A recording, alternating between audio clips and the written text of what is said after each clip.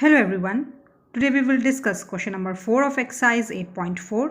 Question is choose the correct option and justify your choice.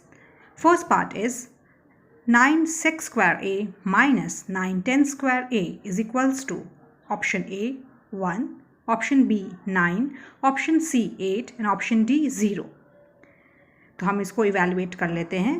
सबसे पहले आप देखिए, हमको ट्रिग्नोमेट्रिक आइडेंटिटीज़ के बारे में पता होना चाहिए.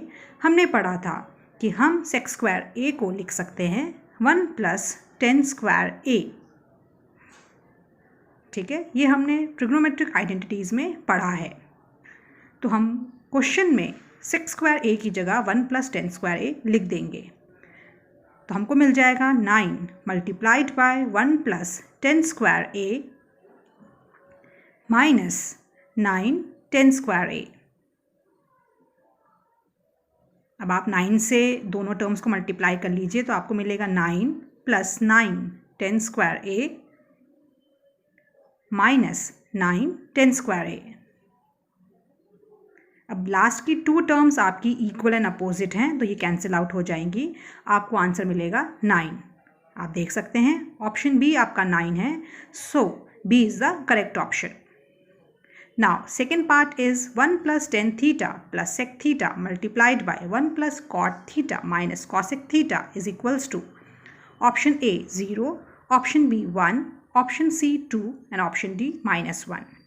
सबसे पहले हम इन गिवन ट्रिग्नोमेट्रिक रेशियोज़ को बेसिक ट्रिग्नोमेट्रिक रेशियोज़ में एक्सप्रेस करेंगे. तो हमें मिलेगा 1 + sin theta upon cos theta जो हमने टेन थीटा की जगह लिखा है प्लस सेक थीटा की जगह हम लिख सकते हैं 1 upon cos theta multiplied by 1 + cot theta की जगह हम लिख सकते हैं cos theta upon sine theta और माइनस कॉसेक थीटा की जगह हम लिख सकते हैं 1 अपॉन साइन थीटा. अब हम इन एक्सप्रेशंस का एलसीएम ले लेते हैं. तो हमें फर्स्ट एक्सप्रेशन का एलसीएम मिलेगा कॉस थीटा और न्यूमरेटर में हमें मिल जाएगा cos theta plus sine theta plus 1. दूसरे एक्सप्रेशन में हमें एलसीएम मिल जाएगा साइन थीटा और न्यूमरेटर में हमें मिलेगा sine theta plus cos theta minus 1. Further solve करने के लिए हम एज्यूम कर लेते हैं that cos theta plus sine theta is equals to suppose small a and 1 is equals to small b. ये हमने एज्यूम कर लिया है. तो आप देखिए हमें मिलेगा a + b और सेकेंड एक्सप्रेशन से हमें मिलेगा a - b. ये हमारी एक आइडेंटिटी है जिसे हम a² - b² लिख सकते हैं. अब इस आइडेंटिटी को यूज़ करते हुए हम न्यूमरेटर को सॉल्व करेंगे.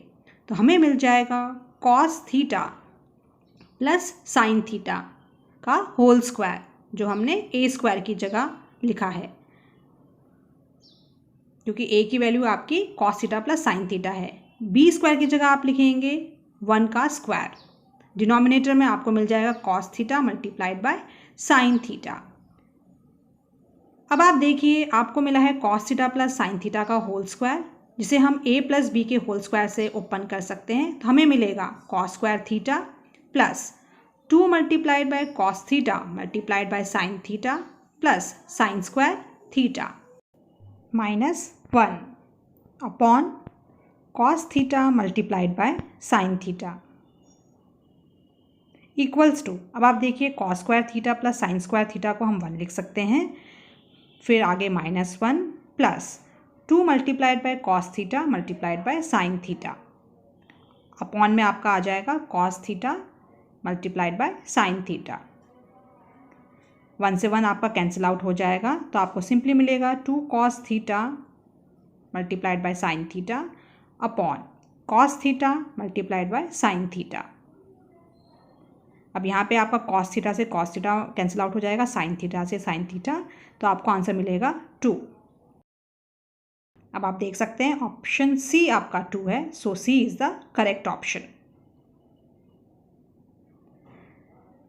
Now third part of question number 4 is sec a plus 10a multiplied by 1 minus sin a is equals to option A sec a, option B sin a, option C cosec a and option D cos a।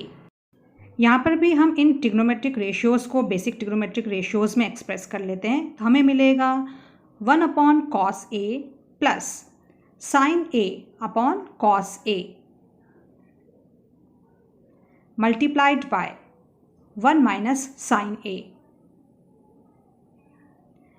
अब हम first expression का LCM ले लेते हैं, तो हमें मिलेगा cos a and numerator में हमें मिल जाएगा 1 + sin a multiplied by 1 - sin a। अब आप देखिए न्यूमरेटर में आपको मिल रहा है 1 + sin a multiplied by 1 - sin a, जिसे हम लिख सकते हैं square of 1 minus square of sin a upon cos a, जिसे हम फर्दर लिख सकते हैं 1 - sin square a upon cos a। अब हम जानते हैं कि 1 - sin स्क्वायर a को हम cos स्क्वायर a लिख सकते हैं यूजिंग ट्रिग्नोमेट्रिक आइडेंटिटी। अपॉन में आ जाएगा cos a। cos a से cos a आपका कैंसिल होने पे आपको मिल जाएगा सिंपली cos a। तो आप देखिए डी ऑप्शन आपका cos a है, that means D is the correct option. Now fourth part is 1 + tan square a upon 1 + cot square a is equals to option A sec square a, B -1, C cot square a and D tan square a। तो हम इसे solve कर लेते हैं using trigonometric identity.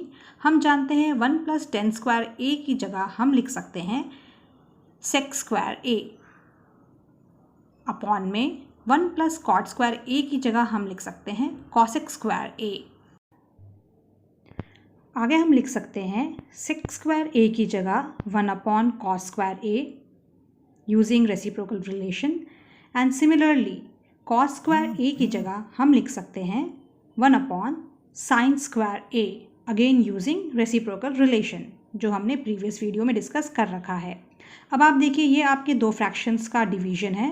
तो पहला fraction आपका as it is आ जाएगा, that is 1/cos square a multiplied bye reciprocal of 1/sin square a, that is sin square a upon 1।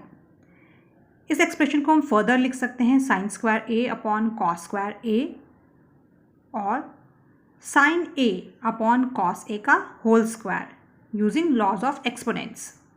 अब आप देखिए sin a upon cos a को हम लिख सकते हैं 10a, तो ये हो जाएगा 10a का होल स्क्वायर, जिसे हम फर्दर लिख सकते हैं 10 स्क्वायर a।